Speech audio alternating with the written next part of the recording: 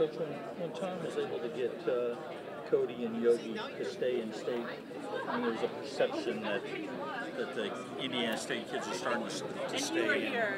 And then, I mean, when you were able to get Gary Harris, just talk about how important that was for you guys. Well, you know, what you're going to find in all these states, there was a period of time when the state of Michigan had so many good players, we could have fielded 3 Big Ten teams.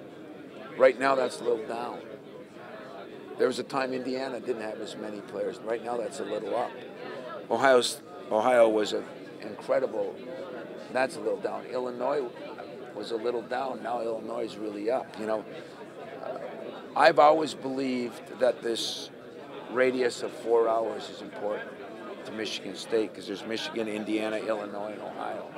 And there's so many good players in there. It's close enough to home where parents can see them play.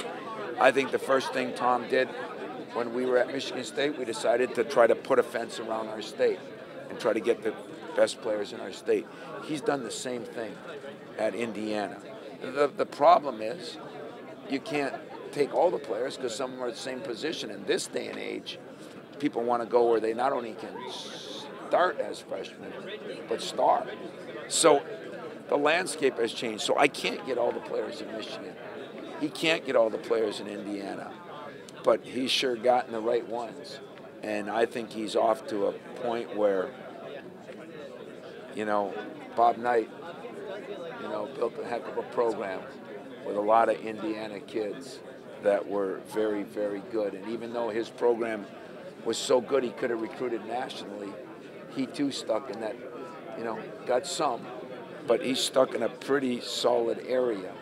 And that's what I've done. And I think Tom, since he helped make the blueprint at Michigan State, I think he's carried it with him to Indiana, and that's going to be, I think, very successful for him down the road. You're welcome. Coach, what does Russell Byrd bring to the table, and why did his teammates feel that he was a good pick to serve as a captain for this team? Well, the best thing he brings to the table for me is he can really shoot the ball, and that's been lost in the shuffle because of his injury. You know, he was injured, had surgery in high school. It continued on in college. It was the middle of last year, and he was just starting to practice. So that poor kid he's weathered the storms. His teammates have watched him go through that. He's a great kid, comes from a great family, had his ups and downs when you go through that injury part. So I think you learn, too, how to deal with failure.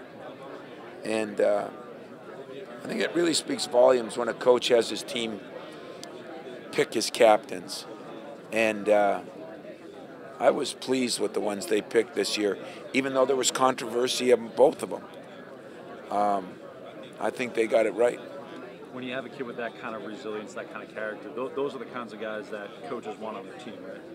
Well, I think especially me. You know, I've always considered this a blue-collar program, and you got to go through a little adversity, and he's done that. And I think he appreciates playing again. You know, you take it for granted, as they say. He not only doesn't take it for granted, he shares his message. His dad's a minister, so I think he knows how to share his message. And he shared his message very well to the point where our players decided that he was a guy, even though he hadn't accomplished the things most captains do. But don't bet that he doesn't have a pretty good year this year. Thanks, Coach. Good luck this season, Coach.